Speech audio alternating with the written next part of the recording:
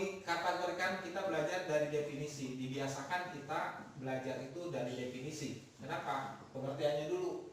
Karena yang akan saya bukakan nanti selama pelatihan adalah logika.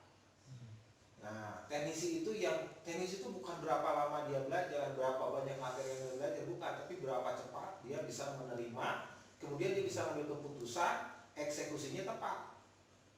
Nah, yang dipakai logika di sini.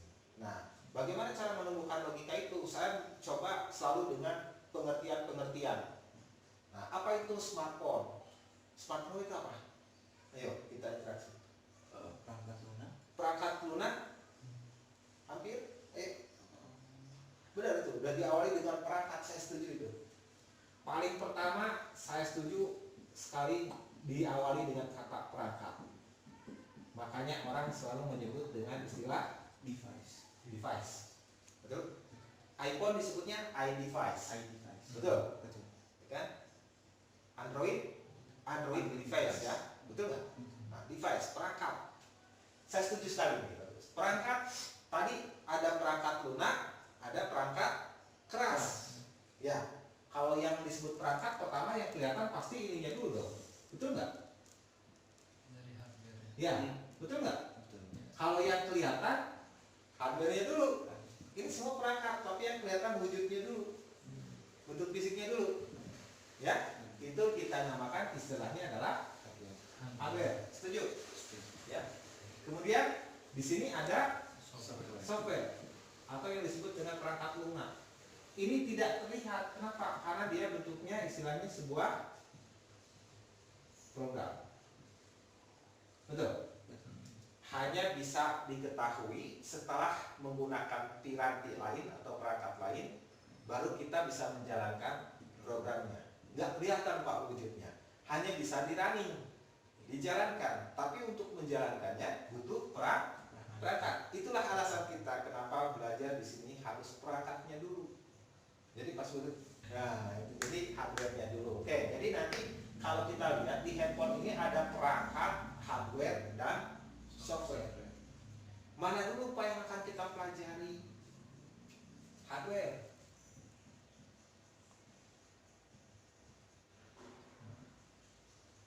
Hardware itu seperti apa? Nah, hardware seperti ini.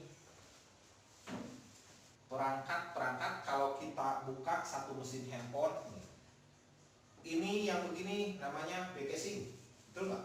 Nah, ini yang begini namanya misalkan ini ada LCD. Nah, perangkat-perangkat yang bisa dilepas dari mesin utama, ya, misalkan ini ada perangkat yang bisa dilepas dari mesin, itu namanya hardware eksternal.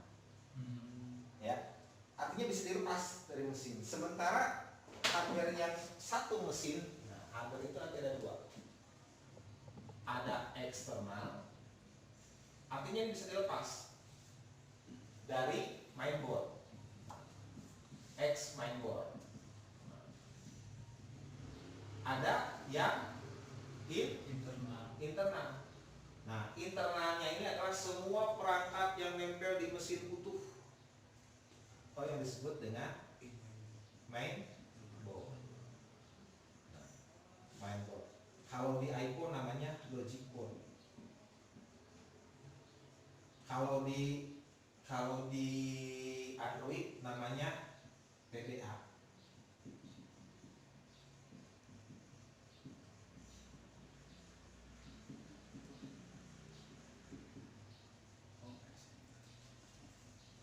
Jangan disebut PCB handphone, jangan. Elektronika jadul dulu. Nah, elektronika yang begini, ini boleh namanya PCB, printed circuit board. Kalau handphone bukan PCB. PCB itu ya yang begini namanya PCB. Dia sifatnya satu lapisan. Komponennya di atas, di patrinya di bawah. Nah, teknologinya tuh namanya through hole teknologi. Menembus board. Komponen di atas, nembus board, di patri di bawah, sirkuitnya di bawah. Ini namanya PCB. Kalau di handphone PBA logic board. Tuh. Dan ya kalau ini mah jatuh watt. Iya. Betul nggak? Tapi kalau yang handphone ini PBA atau disebut PWB, print wired board. Dia sifatnya satu papan ini bisa 7 sampai 8 lapisan. Nah, ini teknisi harus paham nih. Ini disebutnya layer. Si komponennya tidak menembus, tapi dia di atas permukaan. Nanti setiap komponennya ada sisinya ada timah-timah, bukan penanda. Dia kakinya kanan kirinya ada buat timah putih-putih di sini. Tujuannya untuk menempelkan ke sini. Nah, teknologinya namanya SMD, Surface Mounted Device. Perangkat yang diletakkan di atas permukaan. Konsekuensinya apa? GSM. Geser sedikit mati. Ya. Nah, saya lebih senang ini. Ya dong, kita buka servis yang repeat ordernya cepat kan? Kalau handphone bisa repeat order tiap hari kita kerja. Nah, perangkat handphone jauh lebih banyak daripada jumlah penduduk. Jadi pilihan kita tepat. Ya. Nah, ini SMD. Jadi dari sini aja apa-apa harus bisa ngerti dulu. Nah, beda kalau yang ini dihantam sama perangkat pakai panas yang tinggi, itu agak kuat. Kalau ini betul-betul jatuh mati, ketetesan air korosi mati, kena panas lebih tinggi mati. Jadi untuk matinya cepat Pak. Nah, sini pilihan saya mendingan ke sini jadi tukang servis.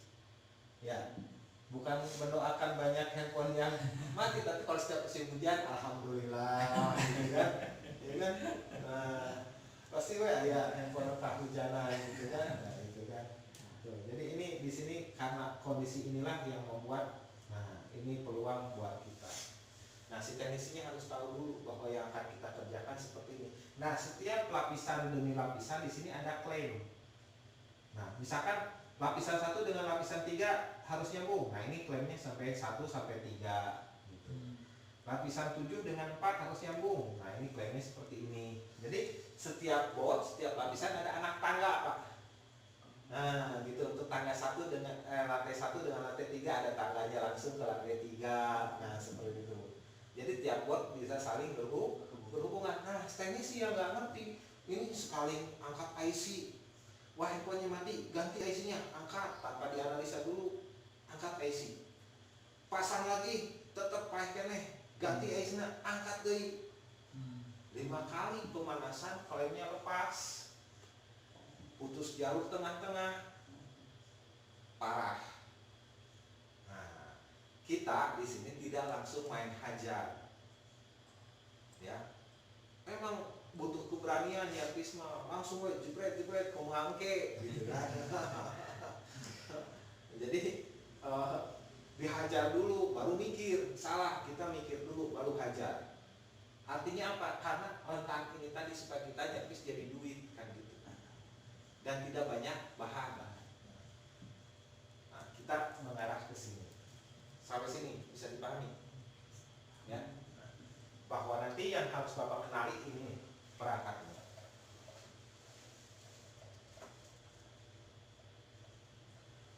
Oke,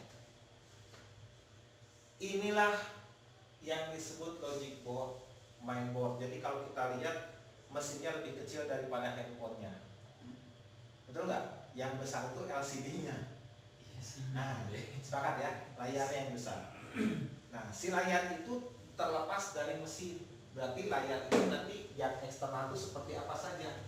Nih, yang eksternal LCD, touchscreen, ya, touchscreen, kamera, charger, handsfree, SIM card, NFC. Betul nggak? MMC. Yang konsumen atau yang pengguna handphone bisa pakai yaitulah eksternal. Handsfree, MMC, SIM card, betul nggak?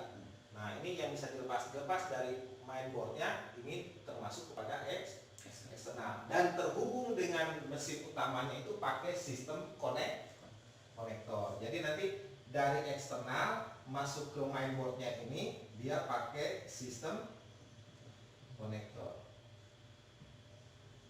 Jadi nyambungnya itu pakai konektor. Charger nyambung ke mesin pakai konektor, kamera nyambung ke mesin pakai konektor, LCD nyambung ke mesin pakai konektor, baterai nyambung ke mesin juga pakai konektor. Jadi semua menggunakan sistem konektor. Bisa dipahami? Ya. Nah, yang paling banyak akan kita pelajari dari awal adalah yang mainboardnya ini. Nah, mainboardnya ini, ya, mainboardnya ini sebetulnya mesinnya yang paling utama hanya dua. Yang pertama yang disebut bagian yang ini, yang akan ada IC besar-besar. Jadi ciri-cirinya gampang. Oh, pokoknya ada komponen IC-nya di sini besar-besar. Dan biasanya di sini 3 serangkai kalau handphone sekarang. Dulu 4 serangkai. Nah, maksudnya 3 serangkai begini. Ada power, ada CPU, ada memory storage atau IC flash atau hard disk. Gitu. Ya. Kalau dulu IC power, CPU, memori ROM dan RAM dipisahkan.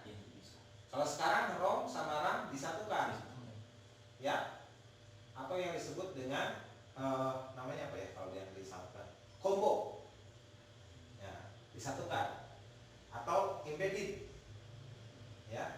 Nah, ada power, CPU dan memori, memory storage atau hard disk. Ya. Ini kelihatan IC-nya besar-besar. Nah, di internal itu nanti ada blok, nah, atau di logic board itu nanti ada blok modul. Nah, blok modulnya itu hanya ada yang paling utama untuk menghidupkan ponselnya namanya blok baseband. Ya ini, yang ada power, ya, CPU dan memori. Nah, ini isinya baseband. Ciri-cirinya, wah, paling IC paling besar aja. Dan ini 3 serangkai. Yang kedua yang disebut dengan radio frekuensi. Ini bagian yang akan mengolah sinyal. Kalau ini untuk menghidupkan, ya, ini untuk menghidupkan dan pengolahan data di sini. Yang kedua ada yang disebut dengan RF modul atau yang disebut dengan radio frekuensi.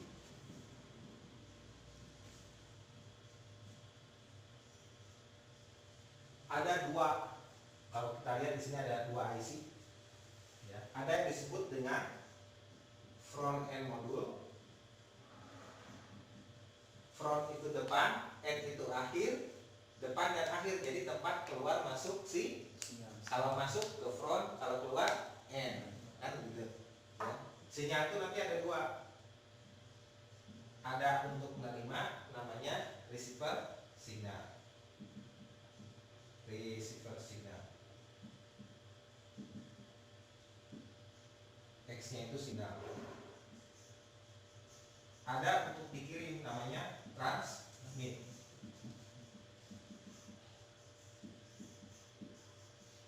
Jadi nanti front end ini tempat keluar dan tempat masuk sinyal.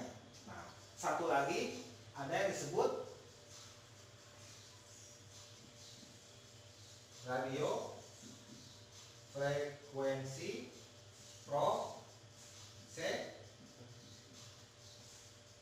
Dia akan mengolah data yang harus dikirim atau data yang harus diterima. Jadi yang dikirim data kan Bapak SMS, betul nggak? Kirim foto, video, kalau itu yang dikirim kan data, informasi. Nah, datanya nanti dikirim atau datanya diterima. Nanti di sini karena ada 2 blok, ada yang disebut dengan fan. Biasanya fan itu yang dekat dengan antena. Kan antena itu tugasnya memancarkan dan sinyal. Betul nggak? Tugas antena itu apa? Buat pemancar dan penangkap. Nah, jadi kalau misalkan antena begini, ini kalau gambar antena rata-rata begini, seperti orari ya. Sering lihat gambar orari kan, organisasi radio amatir. Nah, sebetulnya ini namanya antena. Antena itu begini prinsipnya. Dua arah, bisa untuk mengirim, namanya TX, menerima, namanya NX. Ini lambang komponen yang dipakai untuk gelombang.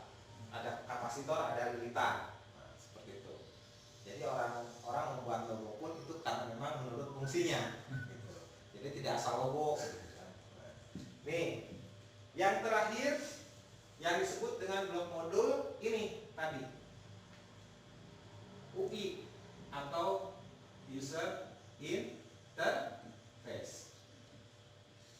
Bagian yang bisa diakses oleh pengguna dimasukkan ke dalam eksternal, LCD, touchscreen, itu bagian-bagian yang bisa diakses oleh pengguna, sifatnya tidak mematikan. Contohnya kalau rusak LCD-nya pupus dalam mode telepon mah bisa nyambung. Nah, ini handphonenya mah hidup, cuma si touchscreen-nya nggak bisa gerak. Handphonenya hidup, tapi nggak bisa dicus. Nah, gitu kan? Handphonenya bisa, tapi kartu SIM tidak terbaca. Jadi kondisi yang eksternal ini handphonenya masih bisa hidup, cuma ada beberapa bagian aksesoris perangkat tambahan yang tidak bisa dimanfaatkan atau disfungsi. Paham ya? Nah ini. Tapi kalau yang dua ini bermasalah, itu butuh skill, butuh analisa, karena handphonenya rata-rata mati total. Nah, kebanyakan teknisi yang ditulis terima servis bisa ditunggu, gitu kan? Padahal dibaliknya tunggu saja kalau bisa. Nah, ini kebanyakan yang bisa ditunggu. Ganti LCD, ganti touchscreen, ganti konektor, betul nggak? Ini tidak perlu banyak skill, itu hanya motorik saja biasa. Tapi yang perlu analisa kedua ini. Nah, kita nanti punya target tersendiri belajar di sini. Yang ini kita kebelakangkan. Yang kita harus bisa itu adalah yang orang sudah mentok nggak bisa, baru kita bisa jadi juara kan gitu. Nah, kita main nanti di sini Pak. Nah, ini nanti yang akan saya pelajari sebagai pembuka ya. Nah, di smartphone itu seperti ini. Silakan ditulis sambil saya terangkan urutan penulisannya. Silakan. Sambil kalau yang mau tanyakan silakan. Jadi belajarnya pertama dari smartphone ini definisinya adalah perangkat. Perangkatnya ada hardware, ada software.